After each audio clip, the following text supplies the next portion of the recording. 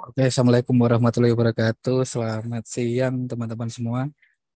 Nah, ini mungkin jamnya jam istirahat ya. Mungkin ada yang masih kerja atau mungkin jam perjalanan pulang ini.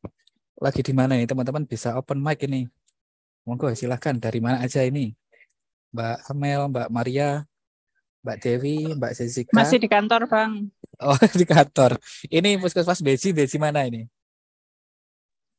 Kota Wisata Batu. Oh, Batu. Oh, oke, baik-baik. Oke, ini tak apa-apa, sedikit orang yang ikut nggak apa-apa, makin berkualitas. Nah, soalnya ini kan saya rekam di YouTube ya. Nanti teman-teman lainnya bisa menyimak atau menonton ulang di YouTube seperti itu. Kita kita sharing santai aja. Ini bukan seminar, bukan workshop, bukan apa ya. Saya cuma ingin membagikan pengalaman ketika survei reakreditasi Puskesmas kemarin itu yang saya temui, saya alami, saya siapkan itu seperti apa nanti bisa teman-teman pelajari gitu. Kira-kira cocok enggak nanti diterapkan di eh, tempatnya teman-teman yang sedang bersiap reakreditasi puskesmas yang terutama terkait bab 3 ya, 3.1 sama 3.81 kalau di kita. Kebanyakan itu, meskipun kita pun juga apa bisa membantu di bab standar sama instrumen dan EP lainnya seperti itu.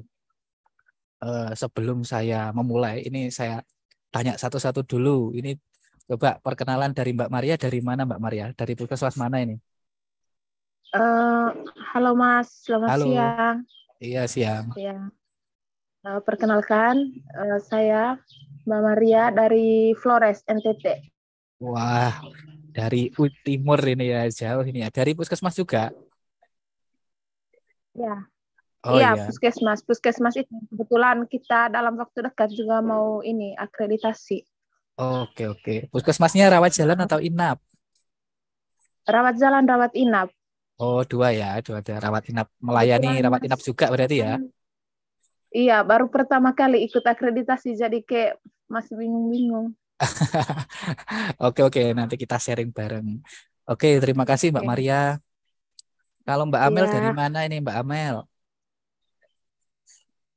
Bisa open mic kah Mbak Amel?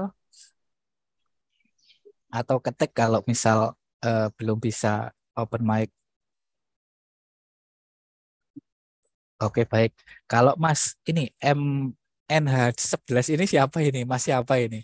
Bisa open mic atau open cam ini? Monggo Mas.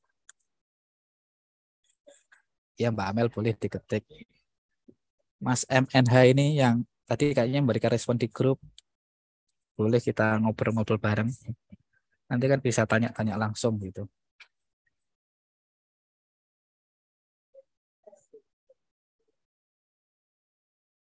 Oh, lagi tidak kondusif. Oh, baik. Berarti saya paparkan aja ya berarti ya. Nanti silahkan tanya, bisa interaksi di chat dan lain sebagainya. Jadi ini dengan santai aja saya. Jadi sebenarnya teman-teman itu cukup ini. Bentar.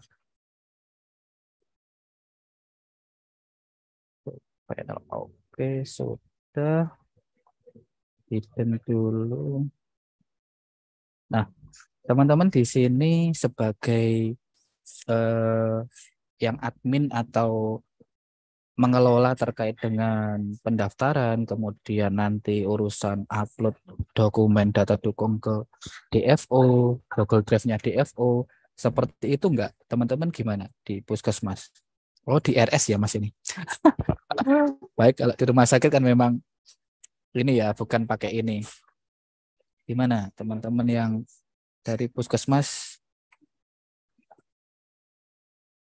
menggunakan aplikasi DFO ini atau siapa yang mengelola di sana yang sebagai PIC-nya?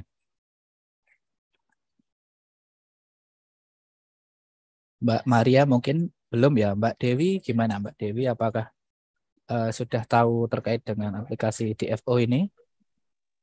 Mas, kita masih itu masih manual. Aduh, Oh iya, baik. Berarti ketika mau reakreditasi masih belum ini ya, Mbak Agus Prestasi. Mbak Maria, Oh belum. iya. Oh, belum ya? Oh, Itu nggih. masih itu manual. Oh iya, baik.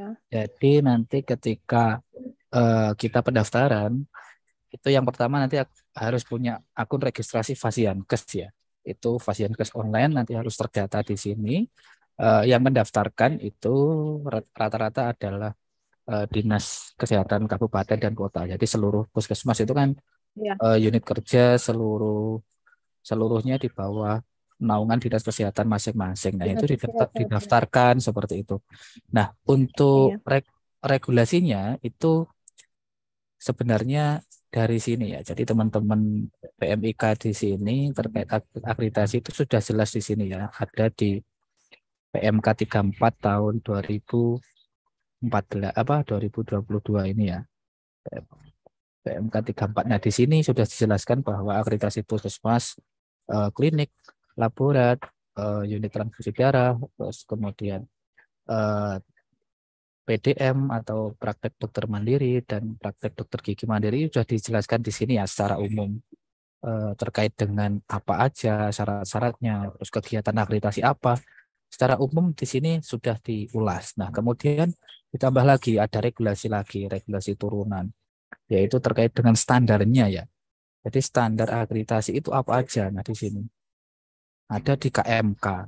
Nah, di KMK nomor HK 0107 Menkes 165 2023 ini terkait dengan standar akreditasi puskesmas. Jadi selain dari regulasi tadi bahwa puskesmas itu harus akreditasi, di sini ada standarnya, yaitu ada standar banyak sekali. Kalau standar babnya ada 5 sekarang ya. Nah, di sini bisa sobat PMIK dapatkan terkait dengan itu. Ini saya langsung loncat aja ya supaya kalau langsung ke poin-poinnya. Nah, nanti kan di sini dijelaskan apa itu bab, terus apa itu standar, terus apa itu kriteria, apa itu pokok pikiran, apa itu EP atau elemen penilaian. Nah, itu banyak sekali di sini. Silahkan nanti dibaca. Di sini juga disebutkan RDOWS ini apa aja. R itu apa artinya regulasi, terus D apa, D itu dokumen. Kemudian O-nya observasi, W-nya wawancara, S-nya adalah simulasi ya. Jadi nanti dicek langsung survei ke sana. Terus diminta untuk bagaimana kegiatan pelaksanaan pelayanan di sana secara langsung gitu. Nah, di sini ya, jadi babnya itu ada 5 sekarang. Itu bab 1 terkait dengan kepemimpinan dan manajemen puskesmas. Nah, itu standarnya ada 1.1, terus kemudian 1.2, terus 1.3, 1.4 dan seterusnya seperti itu. Nah, yang bab 2 ini masuk di UKM. Nah, itu ada upaya pelayanan kesehatan masyarakat, promotif dan preventif. Itu ada esensial dan juga yang pengembangan gitu. Ini banyak sekali malah programnya. Kemudian yang bab 3 itu, nah ini baru masuk ke kita. Kita itu masuk di UKP ya, atau sekarang UKPP, yaitu upaya kesehatan perseorangan. Nah, kita itu paling banyak masuknya nanti ada di 3.8. Itu terkait dengan penyelenggaraan rekam medis. Namun begitu kita akan banyak beririsan juga kayak di 3.1 nanti di sana ada terkait hal apa ya kayak penyelenggaraan apa ya informasi, terus kemudian ada pendaftaran secara global, rawat jalan, rawat inap. Nah, nanti ada juga di sini seperti itu. Jadi ada beririsan yang selain dari standar 3.8 yang bab 3 ini. Kemudian bab 4 itu terkait dengan prioritas nasional atau program nasional PPN ya. Nah, di sini banyak sekali program dari pemerintah juga yang perlu ada apa itu pencatatan dan juga ada regulasi secara internal yang bisa dibuktikan dengan bukti-bukti kegiatan yang sudah kita lakukan seperti itu. Nah, yang bab 5 ini core of the core-nya ya. Jadi di bab 5 ini muara dari seluruh kegiatan yang sudah kita lakukan di puskesmas itu nanti penilaiannya itu sebenarnya di mutu ini ya. Jadi kegiatan kita bagi misal terkait medis pendaftaran, kemudian kita menyajikan laporan, terus misal di poli terkait pelayanan pasien, terus kemudian terkait dengan manajemen puskesmasnya juga. Nah, intinya itu adalah nanti terkait dengan mutunya ya. Mutu dari semuanya itu bagaimana ini ya, peningkatan mutu berkesinambungan. Jadi mutu itu nggak bisa sekali selesai terus habis itu enggak, itu terus berkelanjutan. Misal kalau ada misalnya mutu di rekam medis gitu, nanti terkait dengan respon time pelayanan, misal minimal standar pelayanan ke pasien itu berapa menit. Nah itu misal kalau secara teori ya di SPM yang lama itu untuk rawat jalan 10 menit, kemudian rawat inap ada 15 menit. Nah itu nanti di kita kita cari apa itu prosentase atau nilainya. Jadi ada pembaginya dari misal kita teliti observasi selama 3 bulan sekali atau 1 bulan sekali. Nah itu kira-kira nanti dari capaian yang kita hasilkan itu sudah memenuhi dengan standar mutunya atau belum. Nah seperti itu. Ada hitungan numerator sama denominatornya. Oke, secara umum gitu. Jadi kita nanti akan masuk di 3.8 ini ya, terkait dengan penyelenggaraan rekam medis. Oke, kita lanjut. Setelah itu teman-teman itu kan di puskesmas itu kan di rekam medis itu kan cuma dikit sebenarnya. EP-nya itu ada 2. Coba kita langsung loncat aja ya. Di EP 3.8.1. Nah, di sini ini ya. Jadi bab 3 terkait dengan penyelenggaraan rekam medis, yaitu rekam medis diselenggarakan sesuai dengan ketentuan kebijakan dan prosedur. Puskesmas wajib menyelenggarakan rekam medis yang berisi data, informasi, bla bla bla. Ini sampai selesai, nanti silahkan dibaca. Kemudian kriterianya di sini apa aja. Nah, pokok pikirannya juga harus dipahami ini. Ada perlu apa perlu adanya apa, pengertiannya seperti apa. Nah, rekam medis harus dibuat secara tertulis, baik secara elektronik maupun non elektronik. Nah, terus untuk penyelenggaraannya minimal meliputi apa aja kegiatannya. Ada registrasi pasien, kemudian ada pendistribusian rekam medis, kemudian isi rekam medis dan pengisian informasi klinis, pengolahan data dan pengkodean, klaim pembiayaan, penyimpanan rekam medis, sampai pemusnahan rekam medis. Nah ini ada 9 kegiatan ini ya di standarnya reakreditasi puskesmas itu ada ini. Jadi paling tidak kita ada regulasi yang mengatur terkait ini. Bisa regulasi internal berupa SOP ataupun SK. Kemudian ada efek obat yang tertulis dalam rekam medis, alergi, dan lain sebagainya. Nanti teman-teman bisa baca lebih detail di dalamnya. Nah, kemudian rekam medis juga berisi apa aja. Ini saya baca sekilas mirip dengan yang sudah tertera di PMK 269 tahun 2008 terkait dengan rekam medis kala itu ya. Ini isinya hampir mirip formulir-formulir yang harus ada rawat jalan, rawat inap apa aja. Nah, seperti itu. Oke, setelah itu nanti yang dinilai dari surveyor itu nanti apa? Gitu ya. Sebenarnya yang kita siapkan kan itu ya. Nah, pertama ini EP-nya cuma ada 2 ya. Cuma A dan B. Nah, yang A itu ada 10 kegiatan ini ya. Termasuk dengan alergi obat. Jadi tadi kan 9 di atas. Jadi yang dinilai nanti ada 10 ini. Seperti itu. Nah, kemudian yang B itu rekam medis diisi secara lengkap dengan tulisan yang terbaca setelah harus diberi nama, waktu pemeriksaan dan tanda tangan dokter gigi dan tenaga kesehatan yang melaksanakan pelayanan kesehatan perseorangan. Apabila ada kesalahan dalam melakukan pencatatan, di rekam medis dilakukan koreksi sesuai dengan ketentuan. Jadi nanti di sini ketentuan perundang-undangan ya. Di sini nanti akan dicek dokumennya, observasi dan wawancara. Kalau yang di atas ini ada R-nya, ada regulasinya seperti itu. Oke, jadi cuma 2 EP itu yang akan dinilai. Nah, kemudian surveyor itu ini kan pedoman kita ya. Pedoman kita ketika menyiapkan data-data dukung, kemudian hal-hal yang kita gunakan untuk nanti dinilai oleh surveyor ketika survei. Nah, instrumen yang dinilai atau yang pedomannya bagi surveyor itu nanti mana? Ada di sini. Jadi surveyor selain melihat ini kita yang standarnya juga akan melihat ini ya. Di sini ada instrumennya. Nah, di sini ada instrumennya terkait dengan KMK nomor HK 0202D 4871 2023 terkait dengan instrumen survei akreditasi puskesmas. Jadi surveyor nanti akan mengacu pada ini ya teman-teman seperti MK ya. Jadi teman-teman ketika sudah menyiapkan tadi sesuai dengan standarnya, babnya, EP-nya, kriterianya. Nah, nanti surveyor itu juga ada pedomannya. Jadi nggak cuma menilai dengan subjektivitas, jadi dengan objektivitas ya. Nah, ini di sini. Nah, kita cek ya di sini ya. ada poin-poin scoringnya juga. Jadi di dalam DFO nanti setelah ini akan saya jelaskan. DFO itu nanti ada self assessment di sana, di mana kita diminta untuk menilai skor kita udah siap belum ketika reakreditasi seperti itu. Kalau belum siap nanti akan ada prasurvei di mana kita akan dipandu, dibimbing oleh LMN LPA ya, lembaga penyelenggara akreditasi secara independen itu yang sudah ditunjuk, yang sudah punya terakreditasi oleh Kementerian Kesehatan. Nah, nanti kita akan diberikan petunjuk-petunjuk bagaimana untuk menyiapkan reakreditasi atau akreditasi secara sesuai dengan regulasi yang ada seperti itu. Nah, di sini ya instrumennya ada 5 di sini ya. Diperjelas dengan isi RDOWS, regulasi, dokumen, observasi, wawancara, dan simulasi. Nah, ini sudah jelas. Nah, kita langsung loncat ke punya kita aja ya untuk rekam medis di 3.8.1. Nah, di sini sudah muncul. Ini ya. Jadi kita nanti setelah sudah melihat yang di sana tadi ya, terkait dengan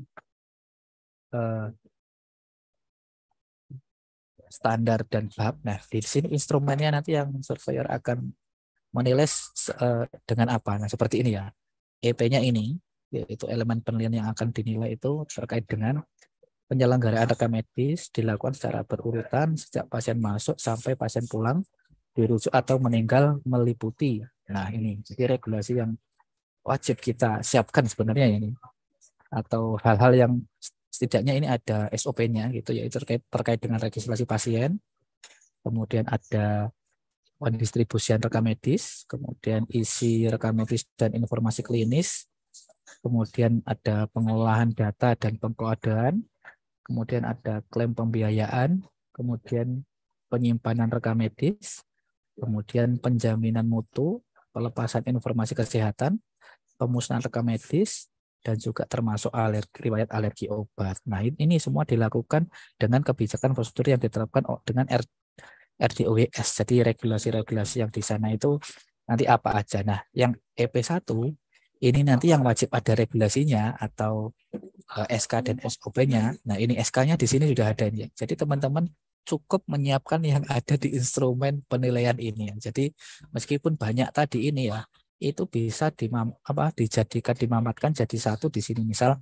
SK penyelenggaraan rekam medis. Nah, isinya bisa berupa ini tadi ada registrasi, pendistribusian, isi rekam medis. Nah, itu semua bisa dimasukkan ke dalam SK penyelenggaraan rekam medis secara umum. Nah, itu.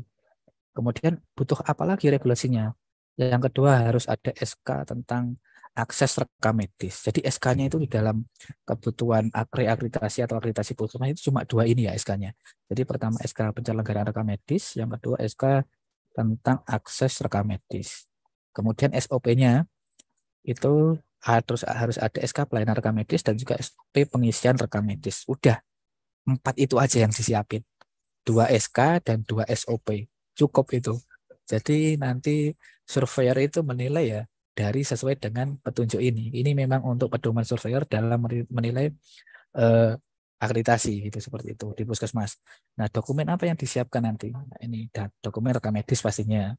Apa aja yang dicek? Kelengkapannya, terus ada singkatan yang boleh dan tidak boleh dipakai dalam rekam medis. Nanti ya kita SOP-kan ini ya. Kemudian penulisan riwayat alergi di dalam rekam medis.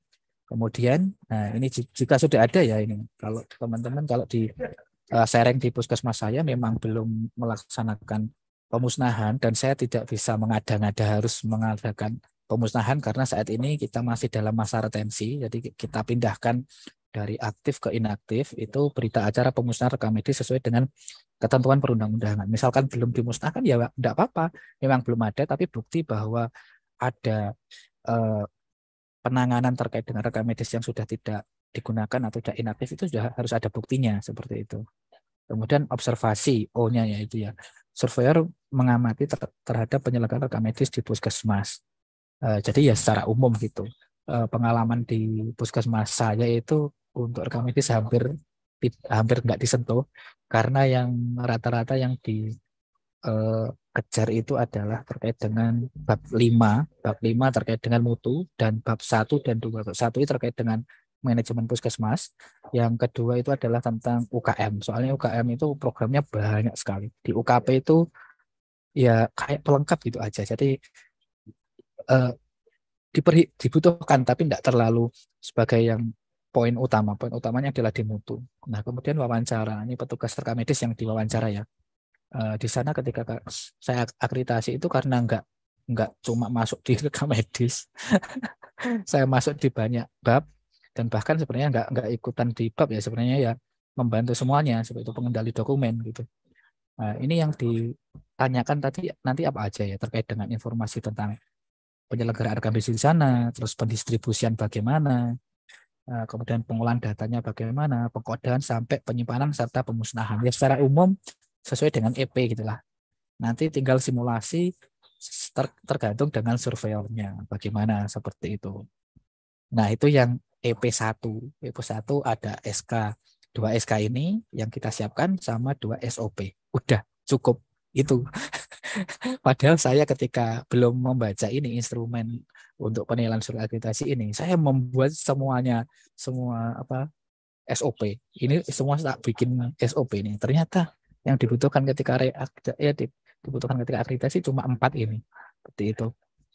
Oke, kemudian lanjut di EP kedua atau yang B, yaitu kita menyiapkan rekam medis yang diisi lengkap dan dengan ditulis yang secara terbaca harus diberi nama, kemudian waktu pemeriksaan, tanda tangan dokter gigi, dan yang melaksanakan pelayanan kesehatan seorang PPA lah gitu ya, dari perawat, bidan, kemudian farmasi, gizi gitu.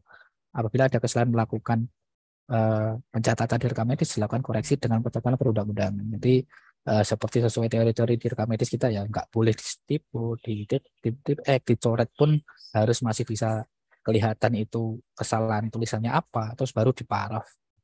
Seperti itu ya. Nah, kemudian yang dinilai apa? Ini ditelaah ya. Jadi ketika kita yang B ini kita diminta untuk menyiapkan rekam medis. Jadi di puskesmas saya kemarin itu saya nggak menyiapkan secara, maksudnya telah secara tertutup ya. Telah tertutup itu artinya rekam medisnya sudah selesai digunakan pelayanan. Kalau terbuka kan ketika pelayanan baru dicek-cek itu adalah telah rekam medis terbuka.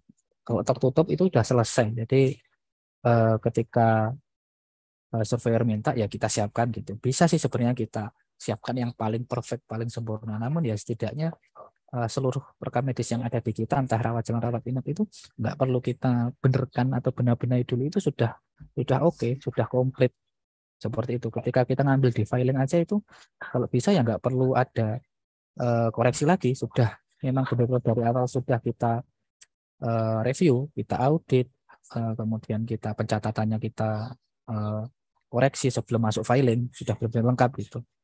Nah, ini yang dicek pengisiannya. Nanti yang ditanya ini sebenarnya bukan langsung ke kita, ke perangkat medis ya. Rata-rata itu ditanyain kepada ketua babnya. Misalnya bab UKP nanti terkait ini itu nanti ketuanya tanyain, baru nanti kita ditarik untuk membantu menjawab seperti itu.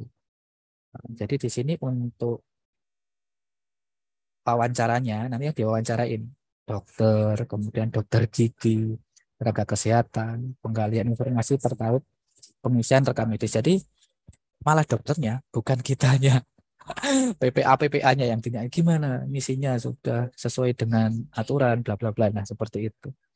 Nah, kurang lebih seperti itu teman-teman terkait dengan reakreditasi puskesmas atau akreditasi puskesmas itu. Untuk rekam medis itu cuma ada 2 EP, 2 elemen penilaian yang isinya ada 4 regulasi tadi, SK, SOP, kemudian dokumen yang harus disiapkan apa aja. Kalau kemarin itu minta banyak sebenarnya, ada suruh nyiapin, bukan banyak sih.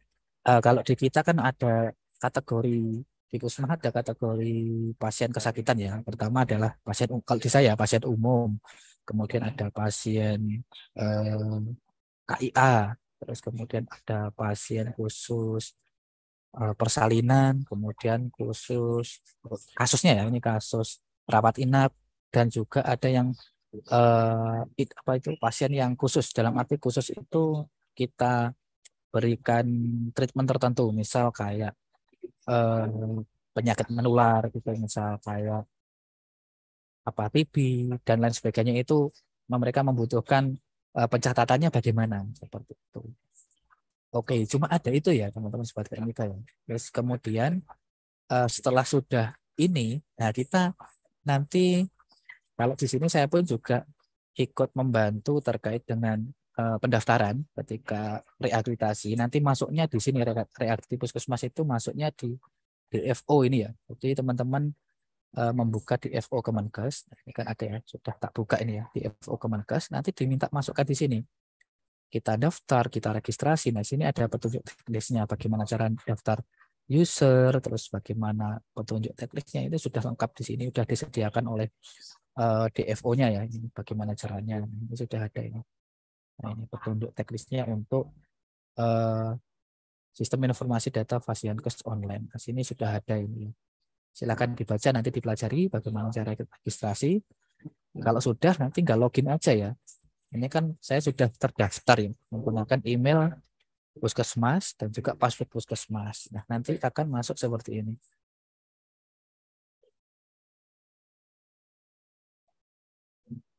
Masuk seperti ini. Nah, ini juga menjadi dasar untuk integrasi kita di rekam medis elektronik nanti di Satu Sehat ya. Jadi di FO itu wajib kita terdaftar di sana. Nah, ini data dasarnya ini otomatis ini sudah kita masukkan seperti itu. Lokasinya pun juga jadi sudah jelas. Terus kemudian di sini ada integrasi yang ke RME Satu Sehat ya di sini ya. Nah, ini. Nah, sudah melayani apa aja di sini. Saat ini kita di sini memang penyedia pihak ketiga, penyelenggaranya dari pihak ketiga yang kita fasilitasi, sementara untuk RME masih rawat jalan. Oke, seperti itu. Nah, kalau sudah kita cek di akreditasi ini ya. Nah, di sini kita menggunakan LPA itu dari Lembaga Independen Penyelenggara Akreditasi ya ini. Ini namanya adalah Lipa Mitra Nusa. Ini dari Jawa Timur. Ini adalah yang terbesar seperti itu. Nah, kemudian di sini juga akan muncul nanti siapa yang bisa dihubungi. Nah, kepala puskesmasnya ini sampai dengan nomor HP-nya. Seperti itu. Nah, kalau sudah nanti akan muncul di sini kalau kita pengajuannya. Kita bisa cek di sini sudah pengajuan atau belum. Kita cek monitoring. Nah, dari awal pengajuan ini ya, misalnya pengajuan surveinya nanti ini di sini. Nah, kita diajukan sudah sampai berapa. Nah, ini. Kita memilih surveyornya pun kita memilih mandiri ya, Bapak Sobat PMIK.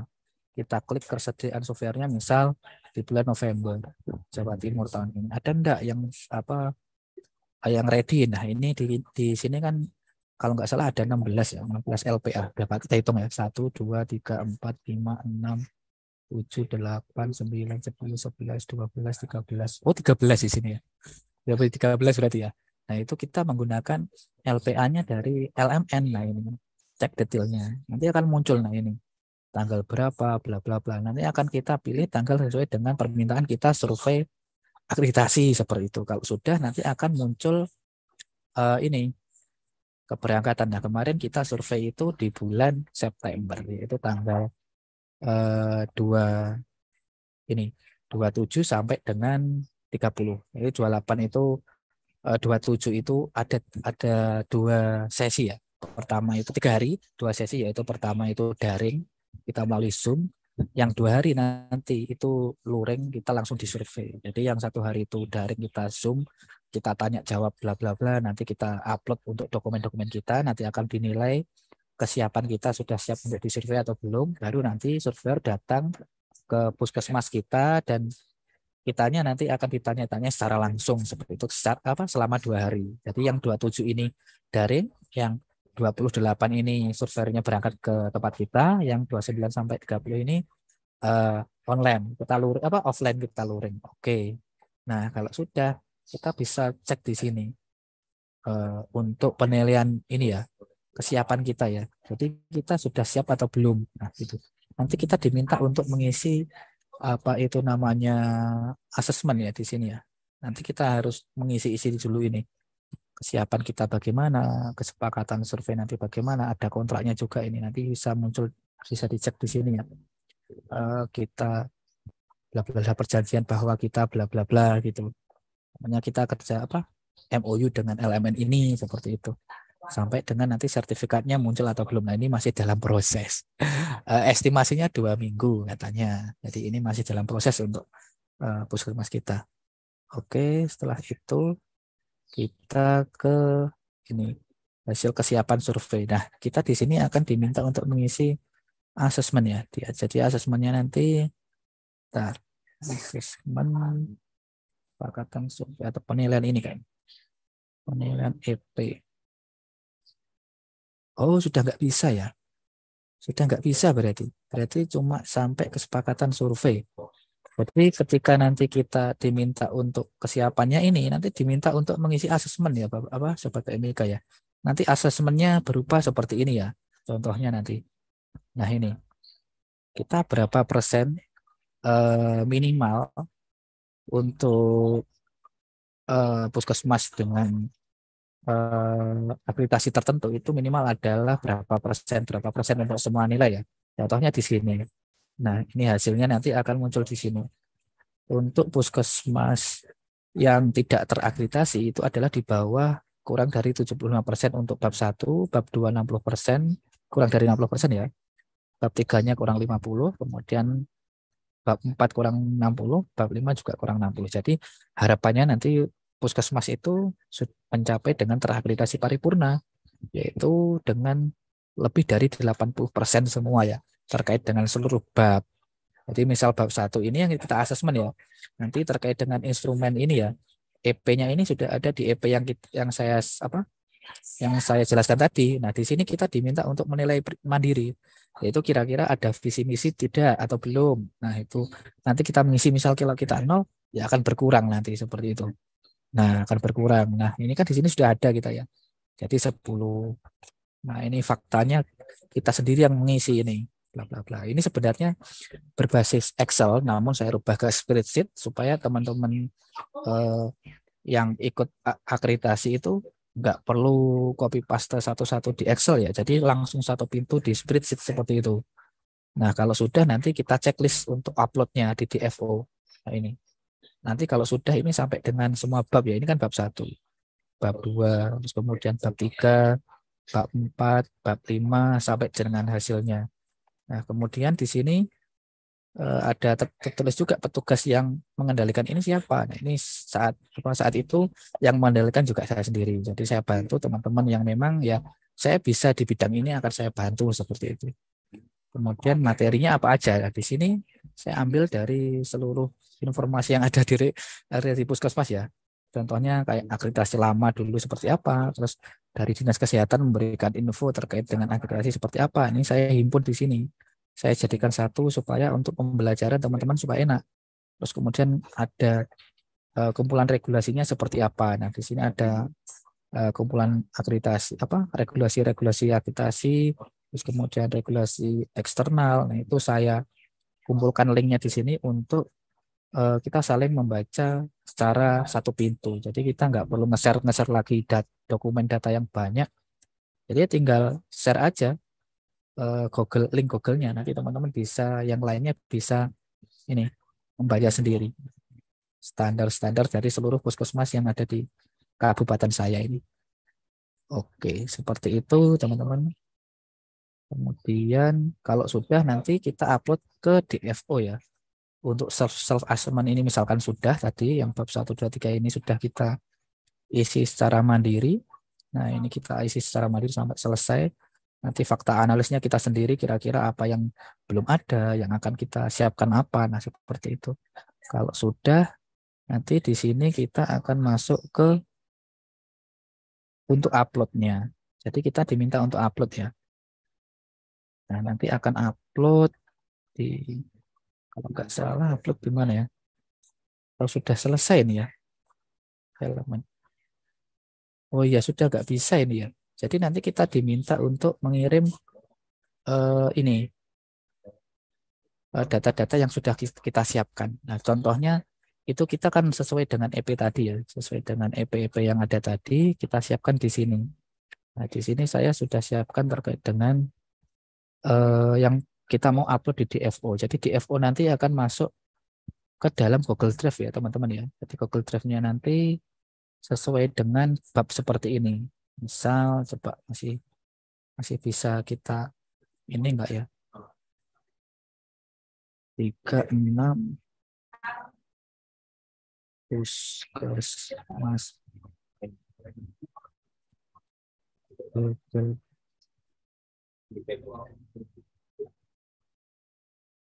Google Drive. Wah, sudah nggak ada. Coba tak cari ya di historinya.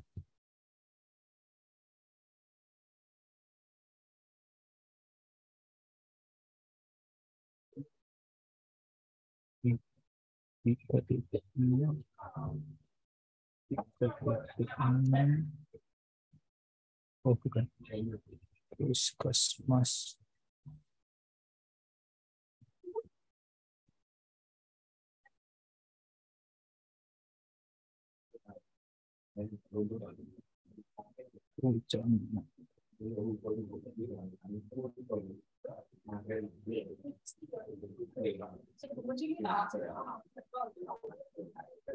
Saking banyaknya ya. Saya cek di sini aja lah. Ya, linknya nanti yang masuk ke link DFO seperti itu. Verifikasi.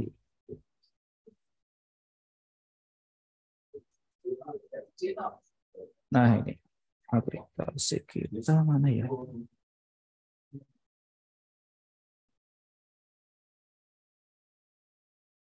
Wah, saking banyaknya. Saking banyaknya jadi kebanyakan ini. Pokoknya nanti akan kita masukkan ke dalam link Google Drive. Nah, gitu seperti itu ya.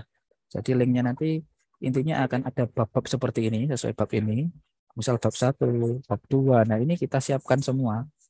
Nah, yang diminta di dalam apa standar tadi kita masukkan. Kalau kita kan bab 3 ini ya.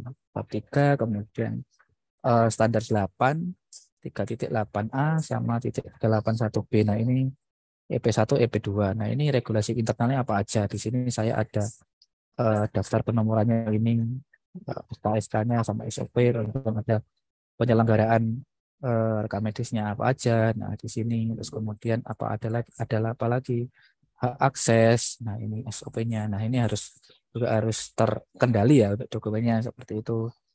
SOP-nya apa aja, pelayanan rekam medis, penelitian rekam medis. Nah, sesuai yang ada di instrumen penilaian tadi seperti itu ya. Jadi ini ada regulasi-regulasi SOP yang untuk pelengkap. Jadi karena kita melakukan kegiatan ini, jadi kita lakukan melalui SK dan SOP. Pendaftaran, pendistribusian, kemudian pengolahan data, klaim pembiayaan, sampai dengan penyampaian persetujuan umum dan hak kewajiban aja ini ada SOP-nya seperti itu. Nah, kemudian regulasi eksternal ya jelas kita menggunakan undang-undang PMK. Nah, ini yang eksternal itu yang dikeluarkan oleh selain dari Puskesmas. Itu adalah regulasi eksternal.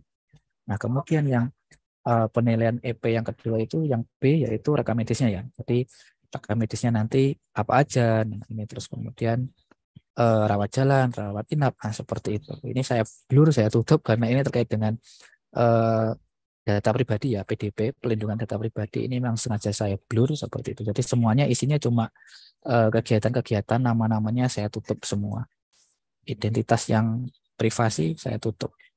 Nah, kemudian analisisnya nanti apa? Di situ membutuhkan analisis rekam medis. Jadi analisisnya kita rekam medisnya di sini kita cek ya. Jadi audit kuantitatif, kelengkapan pendokumentasian rekam medis rawat jalan. Ini sementara rawat jalan yang saya tampilkan di sini ya. Dari identifikasi apa aja kok nggak kelihatan ya. Buka yang besar aja. Nah, kemudian kita nilai identifikasi nomor rekam medis tertulis, nama, sampai autentifikasi, tanda tangan, pencatatan, ada tip X enggak, ada coretan enggak. Nah, kita nilai, kita centang-centang di sini ya. Nanti akan kita persentasekan berapa setiap bulan. Nah, kemudian retensi. Nah, kita saat ini belum melakukan pemusnahan, tapi kita sudah melakukan retensi. Nah, di sini retensinya bagaimana? Nah, indeksnya saat ini kita menggunakan indeks ya setengah manual sih. Soalnya di sini sudah ada Simpus, namun penomorannya masih menggunakan penomoran yang kita laksanakan secara mandiri. Jadi menggunakan spreadsheet ini ya. RM lamanya dulu seperti ini, saya rubah ke nomor baru dari urutan pertama seperti itu. Nah, kemudian retensinya bagaimana? Nah, ini setelah pasien 2 tahun tidak melakukan kegiatan apapun di rumah puskesmas, ini saya sisihkan ini. Kode diagnosisnya ini namanya memang saya kasih pasien supaya ini kan PDP untuk contoh. Jadi nanti isinya ini ya pasien. Jadi tanggal pindahnya kapan. Nah, ini. minimal 2 tahun ya kalau di pelayanan Fasiankes non rumah sakit sesuai regulasi rekam medis yang lama. Meskipun sebenarnya kita boleh menyimpan rekam medis itu selama semampu kita. Kalau filingnya besar ya tidak apa-apa kita simpan. Di sini juga ada screening visual pasien. Kita diminta untuk membantu mengamati pasien yang ketika masuk pertama kali itu butuhkan penanganan apa aja seperti itu.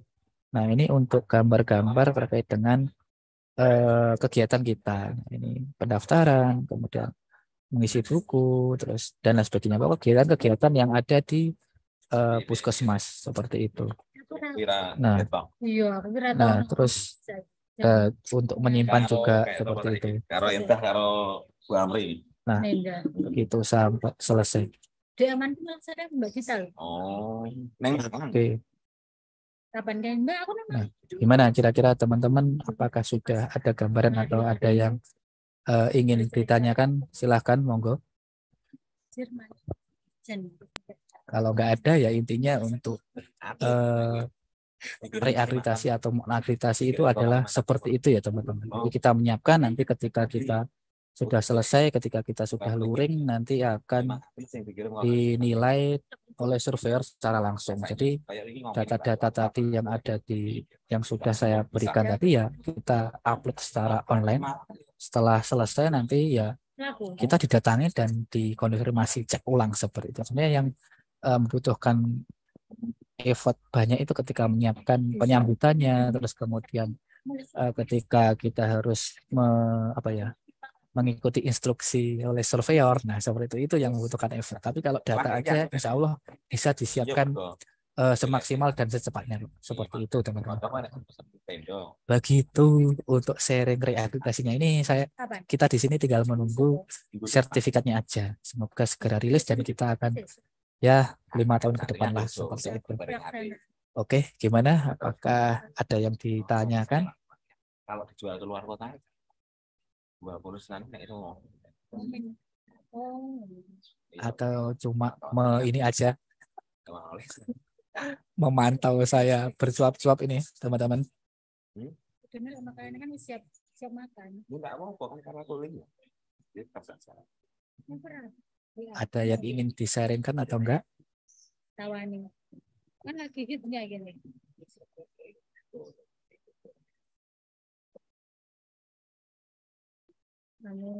Kalau nggak ada mungkin kita cukupi aja. Jadi teman-teman juga sudah punya gambaran nanti harus bagaimana ketika menyiapkan reakreditasi. Kalau dirasa udah cukup, ini saya tak melanjutkan kegiatan lainnya. Mungkin sekian teman-teman, kalau sudah nggak ada yang ditanyakan. Saya akhiri, terima kasih atas kita kumpul bareng di sini mendengarkan cuap-cuap saya. Ada kurang lebihnya saya mohon maaf. Saya akhiri. Wassalamualaikum warahmatullahi wabarakatuh. PMIK kita bisa.